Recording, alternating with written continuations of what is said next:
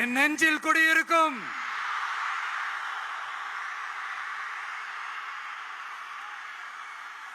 புதுச்சேரி மக்கள் உங்கள் அனைவருக்கும் என்னுடைய வணக்கம். வணக்கம் வணக்கம். எல்லாரும் எப்படி இருக்கீங்க?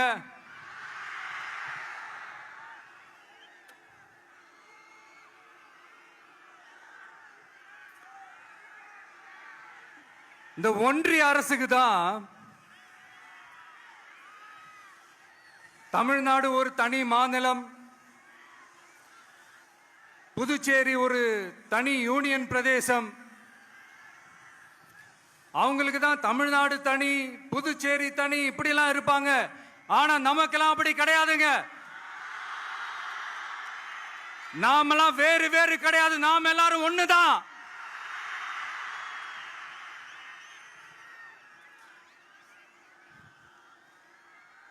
தமிழ்நாடும் புதுச்சேரியும் தனித்தனியாக இருந்தாலும் நாம் எல்லாரும் ஒண்ணுதான். நாம் எல்லாரும் சொந்தம் தான்.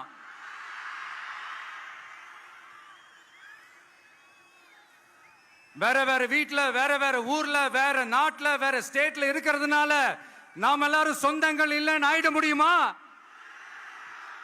அது எப்படி முடியும்? இப்ப பாத்தீங்களா, ஒருத்தருக்கு ஒருத்தர் பார்த்துக்கும் போது அந்த பாச உணர்வு,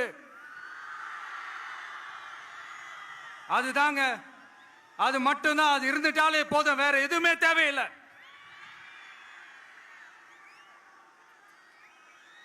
அதனால தமிழ்நாடு, புதுச்சேரி, கேரளா, கர்நாடகா, ஆந்திரா மட்டும் இல்ல, உலகத்துல எந்த மூலையில நம்ம வகைரா இருந்தாலும் அவங்க எல்லாருமே நம்மளோட உயிர் தான். அவங்க எல்லாருமே நம்மளோட உறவு தான்.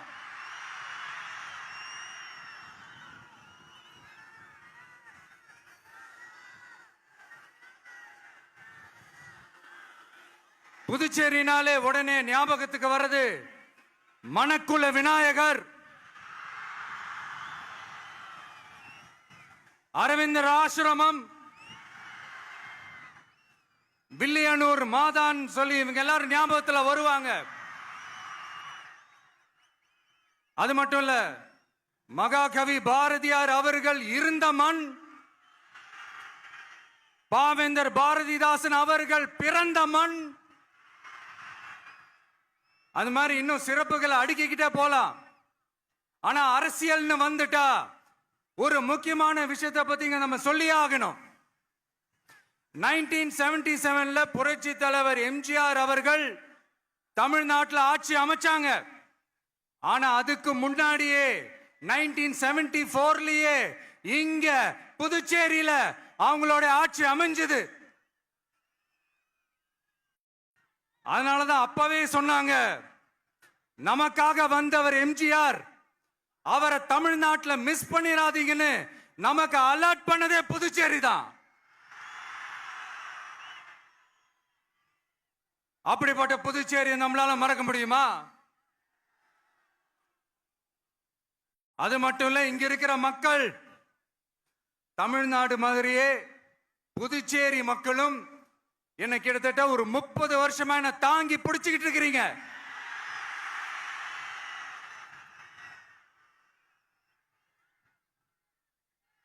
அதனால இந்த விஜய் தமிழ்நாட்டுக்கு மட்டும்தான் குரல் கொடுப்பான்னு நினைக்காதீங்க.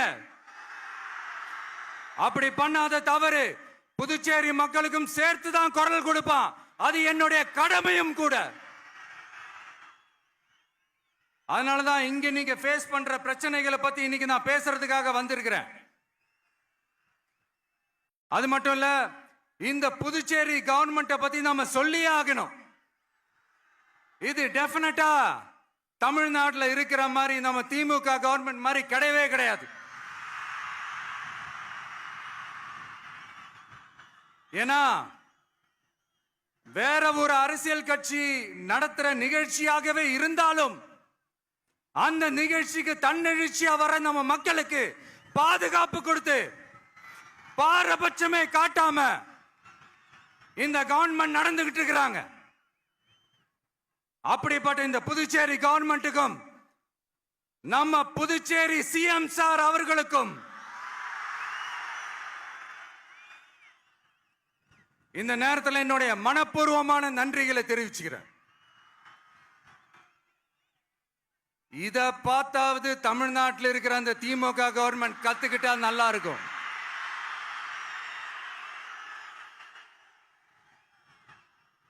ஆனா அவங்க கத்துக்க மாட்டாங்க. பரவாயில்ல, வரப்போற எலெக்ஷன்ல 100% கத்துக்குவாங்க.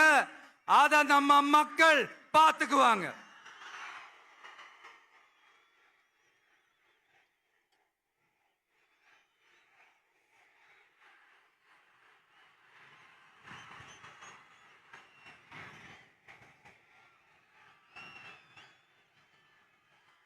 புதுச்சேரியில் இருக்கிற கவர்மெண்டோட கூட்டணி ஆட்சியில இருந்தாலும் புதுச்சேரிய ஒன்றிய அரசு எதிலையுமே கண்டுக்கல் என்றது புதுச்சேரி மக்களான உங்களுக்கு நல்லாவே தெரியும். மாநில அந்தஸ்து கோரிக்கையை மட்டுமா கண்டுக்கல, இங்க வளர்ச்சி ஏற்படவும் துணை நிக்கவே இல்லைன்னு கேள்விப்படுறோம். இந்த புதுச்சேரிக்கு இன்னும் மாநில அந்தஸ்து கொடுக்கல. மாநில அந்தஸ்து வேணும்னு கேட்டு பல முறை சட்டசபையில தீர்மானம் போட்டு ஒன்றிய அரசுக்கு அனுப்பி வச்சுக்கிட்டே இருக்கிறாங்க. இந்த வருஷம் கூட மார்ச் மாசம் 27ஆம் தேதி 2025 அன்னைக்கு ஒரு தீர்மானம் போட்டாங்க.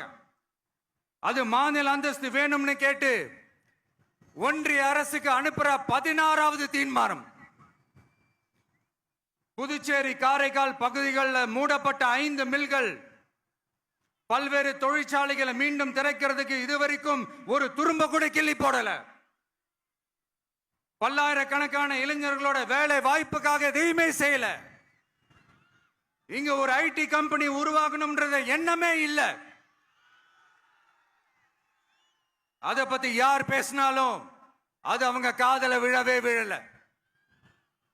இங்க ஒரு அமைச்சரை ஊழல் குற்றச்சாட்டுல பதவி விட்டு நீக்கப்பட்டு அந்த இடத்துக்கு இன்னொருத்தரை நியமிச்சு 200 நாள் ஆச்சு. இன்னும் அவருக்கு ஒரு இலாக்காவே தரல. இந்த செயல் சிறுபான்மை மக்களை அவமானப்படுத்துறதுன்னு அந்த மக்களே சொல்றாங்க. புதுச்சேரியோட முக்கிய அங்கமாக இருக்கிற காரைக்கால், மாகே, ஏனாம் பகுதிகளில் எல்லாம் முன்னேற்றமே இல்லைன்னு அந்த பகுதி மக்கள் சொல்லிக்கிட்டே இருக்கிறாங்க. குறிப்பா காவிரியோட கடைமடை பகுதியான காரைக்காலை மொத்தமா கைவிட்ட மாதிரி தான் இருக்குது. இது எல்லாமே முன்னேற்றம் அடையணும். டூரிஸ்ட் பிளேஸ் ஆன புதுச்சேரியில போதுமான அளவு பார்க்கிங் வசதி இல்ல, போதுமான அளவு கழிப்பறை வசதி இல்ல. இதெல்லாமே மேம்படுத்தணும். புதுச்சேரி கடலூர் மார்க்கமான ரயில் திட்டம் வேணும்ங்கிறது நீண்ட கால கோரிக்கை. புதுச்சேரி மக்களுக்கு ஒன்னே ஒண்ணுதான் சொல்லணும், இந்த திமுகவை நம்பாதீங்க. அவங்களுக்கு உங்களை நம்ப வச்சு ஏமாத்துறது தான் அவங்க வேலையே. நான் சொன்ன பல கோரிக்கைகளை எல்லாம் தீர்த்து வைக்கிறதுக்கு நம்ம புதுச்சேரி கவர்மெண்ட்டுக்கும் அதோட மக்கள் திட்டங்களுக்கும் ரொம்ப அக்கறையா உண்மையா துணை நிற்கிறோம். தமிழ்நாட்டை ஒதுக்குற மாதிரி புதுச்சேரியும் ஒதுக்க கூடாதுன்னு நாங்க கேட்டுக்கிறோம். கிட்டத்தட்ட 20 லட்சம் பேர் வாழ்ற யூனியன் பிரதேசமான புதுச்சேரி மத்திய நிதி குழுவில் இடம்பெறவில்லை. அதனால் மாநிலங்களுக்கான நிதி பகிர்தல் அடிப்படையிலும் யூனியன் பிரதேசங்களுக்கான நிதி பகிர்தல் அடிப்படையிலும் புதுச்சேரிக்கு நிதி ஒதுக்கப்படுவதில்லை. அதனால ஒவ்வொரு ஆண்டும் புதுச்சேரிக்கு தோராயமாகவே மத்திய அரசு நிதியை விடுவிக்கிறது. அந்த நிதியும் அரசு ஊழியர்களின் சம்பளம், ஓய்வூதிய தொகை உள்ளிட்ட திட்ட செலவுகளுக்கே சென்று விடுவதால் மீத தேவைக்கு வெளிச்சந்தையிலும் கடன் பத்திரங்களை கடன் வாங்குகிறது புதுச்சேரி. இந்த நிலைமை மாறணும்னா ஒரே வழி, மாநில அந்தஸ்து நம்ம புதுச்சேரி மக்களோட பல்லாண்டு கால கோரிக்கை. புதுச்சேரிக்கு போதுமான நிதி வரத்து இல்லாததுனால வெளியே கடன் வாங்க வேண்டியதா இருக்கு. புதுச்சேரியோட கடனை குறைச்சு தற்சார்பு பொருளாதாரத்தை வளர்த்தெடுக்க திட்டங்கள் வகுக்கப்பட வேண்டும். மாநில அந்தஸ்து வாங்கினா மட்டும் போதாது இல்லையா, தொழில் வளர்ச்சியும் தேவையாச்சே. புதுச்சேரி தென்னிந்தியாவின் முன்னணி இண்டஸ்ட்ரியல் ஹப்பாக மாற்ற எல்லா முயற்சிகளும் எடுக்க வேண்டும். இந்திய அளவில் ரேஷன் கடைகளே இல்லாத மாநிலம் புதுச்சேரி தான். ஏழை எளிய மக்களுக்கு வாழ்வாதாரமே ரேஷன் கடைகள் தான். மற்ற மாநிலங்கள்ல இருக்கிற மாதிரி இங்கேயும் அரிசி, சர்க்கரை, பருப்பு, கோதுமை, எண்ணெய்னு அனைத்து பொருட்களும் வழங்கும் முறை சீராக்கப்பட வேண்டும். கடைசியா மீன் பிடிக்க செல்லும் காரைக்கால் மீனவர்களை அடிக்கடி கைது செய்யும் இலங்கை கடற்படை அவர்களின் படகுகளையும் பறிமுதல் செய்து விடுகிறது. அதனால் நீண்ட போராட்டங்களுக்கு பிறகு அவர்கள் விடுவிக்கப்பட்டாலும் படகுகள் கிடைக்காததால் படு மோசமான நிலைக்கு தள்ளப்படுகின்றனர். இந்த நிலை மாற வேண்டும். நான் மறுபடியும் சொல்றேன், இந்த விஜய் புதுச்சேரி மக்களுக்காகவும் எப்பவும் துணை நிற்பான். வரப்போற புதுச்சேரி தேர்தல் களத்துல நம்மளுடைய தமிழக வெற்றி கழகத்தின் கொடி பட்டொளி வீசி பறக்கும். கான்பிடென்டா இருங்க, நல்லதே நடக்கும். வெற்றி நிச்சயம். மீண்டும் சந்திக்கும் வரை நன்றி, வணக்கம்.